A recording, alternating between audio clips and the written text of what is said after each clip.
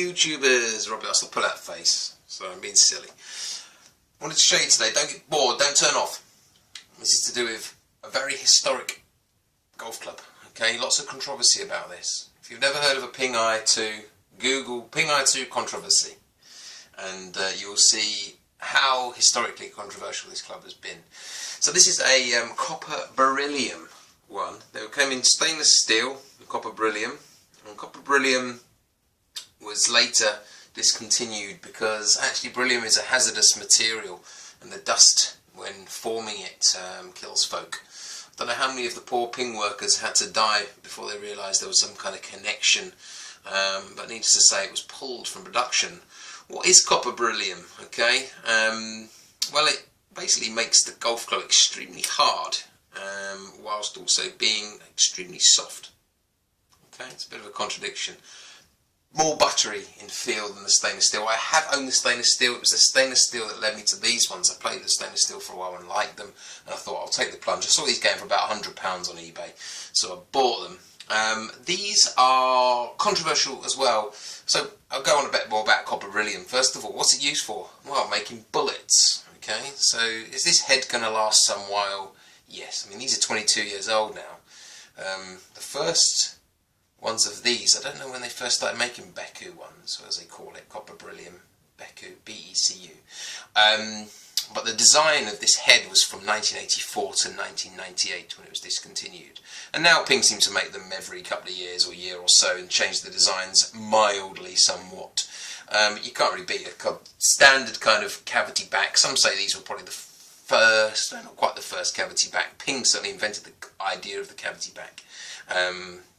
And this is one of the kind of earlier iterations. Makes it extremely forgiving compared to a standard blade. So yeah, strong as a bullet. It's the most strong alloy of copper you can get. It gives it about 200,000 psi resistance, and also makes it extremely obviously strong but soft. I'm not a good golfer, I'll be honest. There we are, I've come clean to myself after all these years. I play off about 21 on a good day.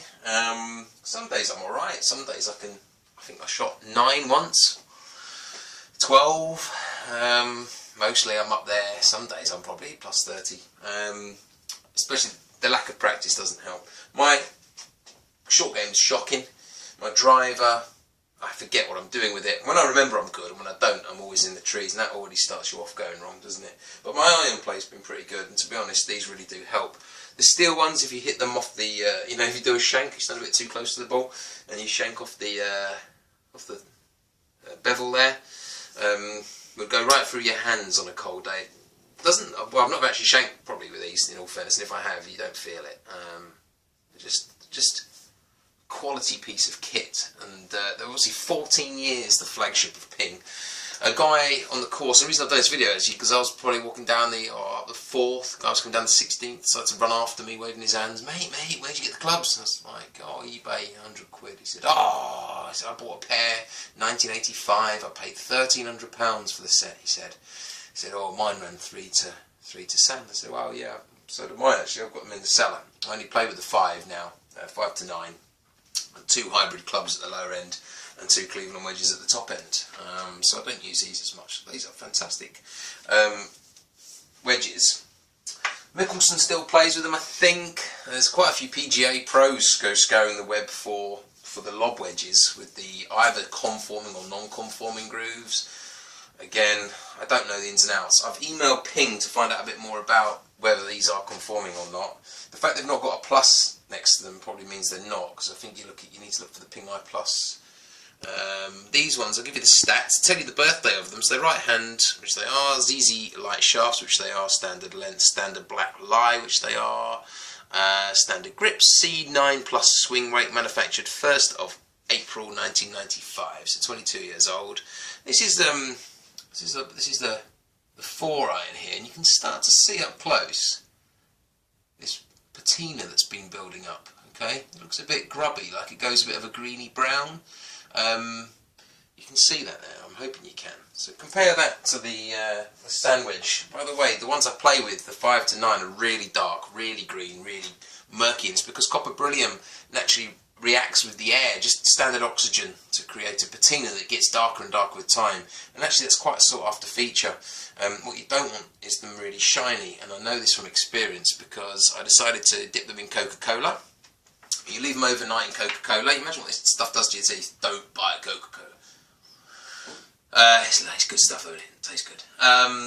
You dip them in overnight and you pull them out, and they're kind of like a dull copper colour, like an orangey kind of copper. A bit like that really. And then if you spend an evening in front of X Factor polishing them with Brasso, like I might have done, you can see your face in them, and it's like swinging little shiny gold nuggets.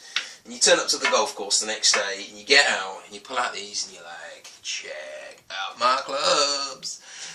Thinking that you are some superstar just turned up. Can't play golf, but hey, all the gear, no idea.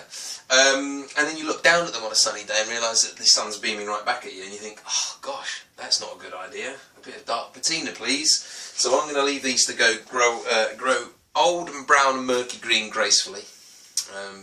If I ever get around to playing these again. Certainly my other ones I'm not going to mess about with. I've filled in the colours, as you can see. There's a wedge. So I've filled in the paintwork.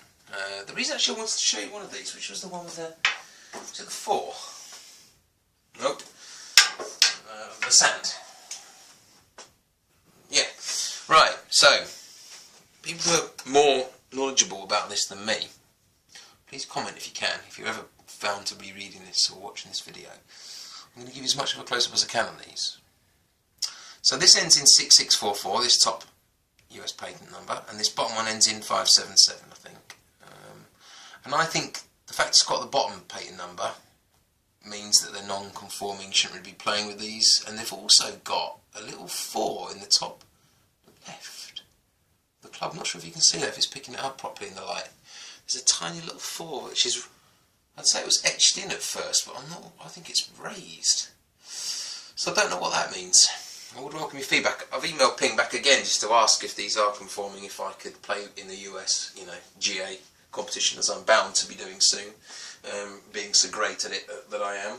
And also if I can just play it in a standard, say, club comp in the UK. I don't think anyone's really going to pick up and go, oh, that's a non-conforming club. Maybe they do. Maybe that's what they do at golf clubs. Maybe that's why I'm not a member of a golf club. And I just drift about wherever will have me. But anyway, that's them. I do really like them. I think they're a sweet club to hit.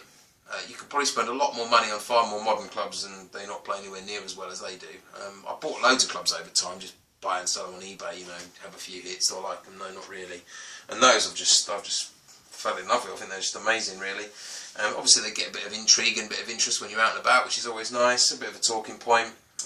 Quite, I wouldn't say they're that rare, but to get them all matching sets, to get them all quite original, or as original as they came, and to get them all from, say 3 to the sandwich, it's good. I think I'll keep them, keep hold of them. Unless anyone wants to offer me some money, put your bids in. Alright, you take care. Cheers.